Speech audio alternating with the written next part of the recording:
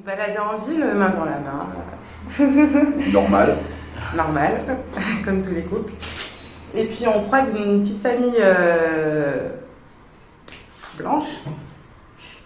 Ah, Il faut dire, c'est une petite famille blanche, donc le papa avec le bébé dans les bras, la maman avec une poussette et puis un enfant dans la poussette. Puis il regardait une vitrine et nous on passe derrière et l'enfant dans la poussette se retourne et oh, papa, regarde un noir. Et son père fait chut, non mais si, regarde un noir quoi, pour lui dire regarde, j'ai vu là sûrement la chose dont tu me parles comme ça, si oh, mon Dieu monstrueusement, moi je l'ai vu, regardez là-bas. Et moi ça m'a fait rire. Arsène, plutôt décontenancé, il a rigolé et moi il y a un truc qui m'est monté au visage comme ça et je me retourne et je dis bah on les voit les discours de famille de facho, hein, là-dessus sur votre gosse de 3 ans on le voit, c'est parfait. Avec du recul on se dit ouais, il y a vraiment quelque chose qui ne va pas quoi. Sur le ton de l'enfant, parce qu'encore un enfant qui s'étonne, tiens pourquoi le monsieur il... Bah ça paraît, oui, pourquoi le monsieur est tout noir? Bah oui c'est une question d'enfant, hein, mais là, regarde, il est là.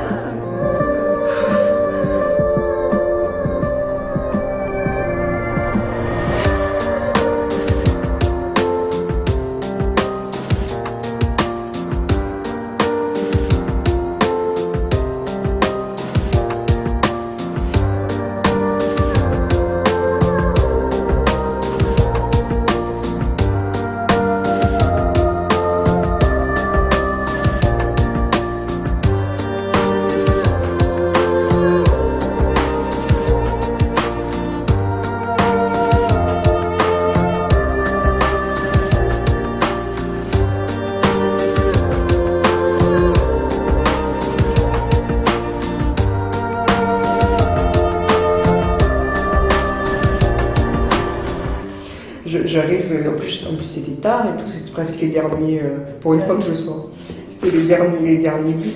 Et puis le mec il me dit bah non, on peut pas, alors j'attends pour le bus. Et il ouvre et puis il me dit bah en fait je peux pas descendre la rampe. Je dis pourquoi? En plus il avait la rampe. Il me dit parce que c'est pas le jour des personnes mobilité réduite. J'ai dit c'est ah non, j'ai dit c'est le jour des cons par contre. Ça c'est tous les jours, tu vois, c'est nul. Comme ça. Après, ben voilà, il faut sortir avec tout ça, faut avoir envie de sortir, faut avoir envie de faire des voyages.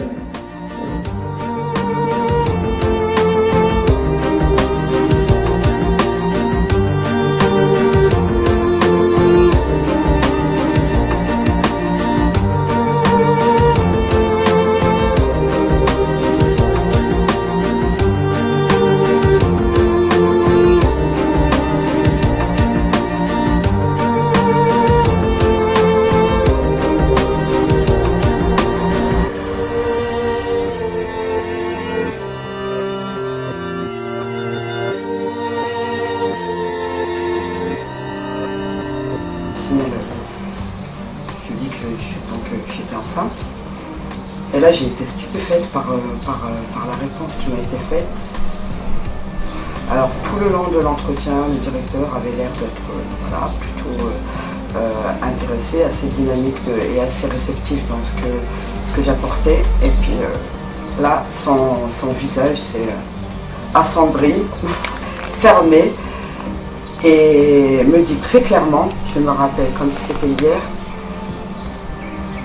ah, ça risque de poser un problème. J'ai ressenti très intérieurement, c'était quelque chose de super violent dans la mesure où c'est quelque chose qu'on ne maîtrise pas, mais qui vient à notre pensée quand même. Le fait de se dire,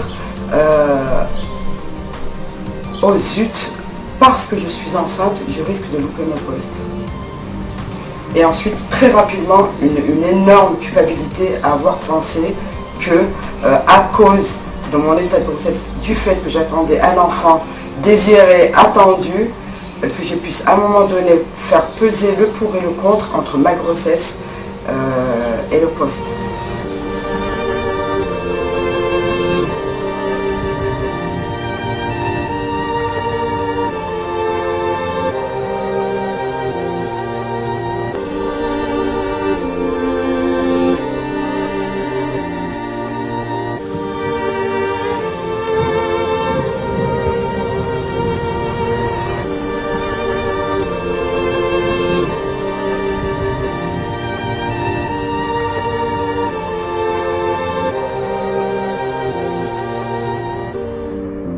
Mais moi j'étais vraiment agacé.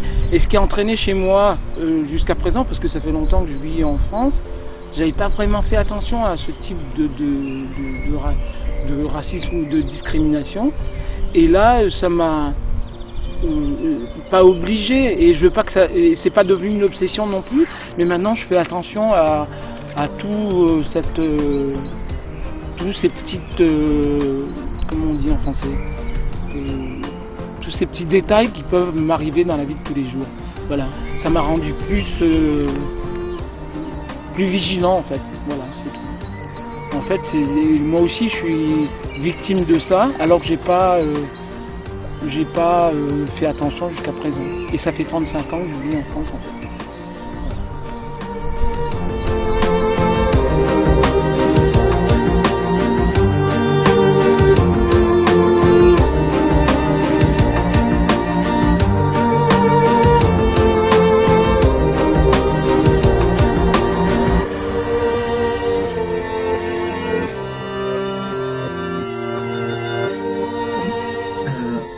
J'ai pas forcément poussé trop loin la réflexion, mais c'est vrai que après, dans la manière de choisir la personne avec qui on travaille, forcément, j'ai essayé de comprendre après entre nous est-ce que ça pourrait le faire, de par ses compétences, son parcours, sa sensibilité. Et du coup, différemment, j'ai pu traiter toutes les personnes. Mais après, là où s'est posée la question, où est venu le point de discrimination, en fait, c'est plus au moment où je me suis mis à réfléchir l'intersection ou les rencontres futures qu'il pourrait y avoir entre la personne qui travaillera avec moi et les clients. Et du coup, c'est plus au moment de l'intersection avec l'extérieur et cette réflexion-là, des interférences avec tous les clients ou autres acteurs, que se posait la question de la couleur, le fait qu'il soit noir, est-ce que du coup ce sera bien perçu de l'extérieur. Donc voilà, là, ça peut être un peu le poids d'une société avec certains modes de pensée qui sont encore présents, voilà, qui a été pesant et qui a intervenu dans ma réflexion. Alors après coup, j'ai pas forcément fait tout un travail là-dessus, après naturellement je me suis dit peu importe, on verra, et puis moi la personne m'intéresse donc je vais la recontacter. J'ai pas poussé plus loin la réflexion là-dessus.